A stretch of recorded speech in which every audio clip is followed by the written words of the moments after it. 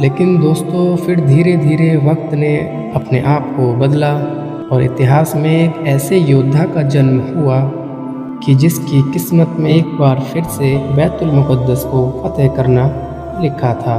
اور یہ انسان کوئی اور نہیں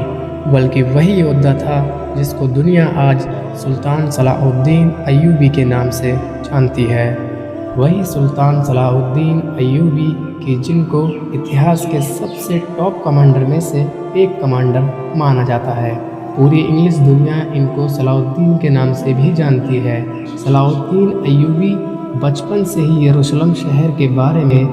سنتے رہتے تھے، یعنی ان کو یہ خبر ملتی رہتی تھی کہ مسلمانوں پر یروشلم میں کتنا ظلم کیا جا رہا ہے۔ یہی وجہ تھی کہ وہ بچپن سے ہی یہ خواب دیکھا کرتے تھے کہ وہ ایک دن بیت المقدس کو ضرور فتح کریں گے، اور یقیناً سلطان صلاح الدین ایوبی نے اپنے اس خواب کو پورا کر دکھایا اور 1187 میں اپنی ایک فوج کے ساتھ یروشلم شہر کی صلیبی فوجوں پر حملہ کر دیا۔ یہ حملہ اتنا خطرناک تھا کہ چاہ کر بھی صلیبی فوجیں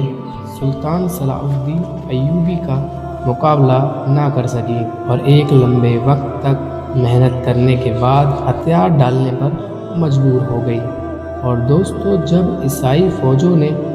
ہتھیار ڈالے اور یروشلم شہر صلاح الدین ایوبی کے حوالے کرنے کا فیصلہ کیا تو پوری دنیا کو یہ امید تھی کہ سلطان صلاح الدین ایوبی 1099 میں مسلمانوں پر کیے گئے ظلم اور ستم کا بدلہ عیسائیوں سے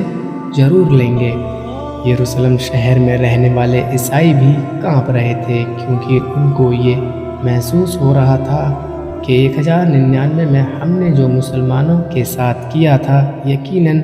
وہ ہمارے ساتھ بھی ضرور کیا جائے گا۔ ہمارے گھروں کو لوٹا جائے گا جیسے ہم نے مسلمانوں کے گھروں کو لوٹا تھا اور ان کو مارا تھا۔ لیکن دوستو، اس وقت پوری دنیا حیران رہ گئی کہ جب سلطان صلاح الدین ایوبی نے شہر کو فتح کرنے کے بعد وہاں کے سارے لوگوں کو معاف کر دیا، جبکہ سلطان صلاح الدین ایوبی اس دور میں بہت ہی زیادہ طاقتور تھے۔ وہ چاہتے تو ان لوگوں کے ساتھ بھی وہ وہی کرتے جو انہوں نے مسلمانوں کے ساتھ کیا تھا،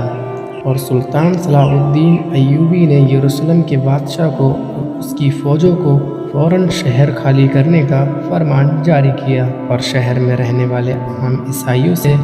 وعدہ کیا کہ ان کی جان و مال کی حفاظت کی جو ذمہ داری ہے وہ میری ہے، تم لوگوں کو کسی بھی طرح کا نقصان نہیں پہنچایا جائے گا۔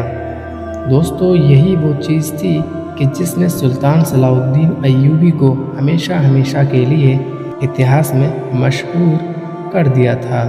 اور ان کو نہ صرف مسلمان بلکہ عیسائی بھی ایک ہیرو کے طور پر دیکھا کرتے ہیں۔ آج تک سلطان صلاح الدین ایوبی کو پوری دنیا میں ایک بہادر اور ہوشیار کمانڈر کے طور پر ہی یاد کیا جاتا ہے۔ سلطان صلاح الدین ایوبی کے علاوہ ہمارے پورے اتہاس میں آج تک شاید ہی کوئی ایسا یودھا گزرا ہوگا کہ جس کو ہماری دنیا میں رہنے والے سبھی دھرم کے لوگ نہ صرف عزت بلکہ ہیرو کی نگاہ سے بھی دیکھتے ہیں۔ اور دوستو، سلطان صلاح الدین ایوبی کے نام پر ایک مووی بھی ہالی ووڈ میں بنائی گئی ہے جس کا نام کنگڈم آف ہیون ہے۔ دوستو، سلطان صلاح الدین ایوبی کے بعد بھلے ہی یروشلم شہر میں حکومت بدلتی رہی، لیکن کبھی بھی یہ مسلمانوں کے ہاتھ سے نہیں گیا، اور اس شہر پر سب سے لمبے وقت تک جس سلطنت نے حکومت کی وہ سلطنت عثمانیہ تھی۔ وہی سلطنت عثمانیہ جس کی بنیاد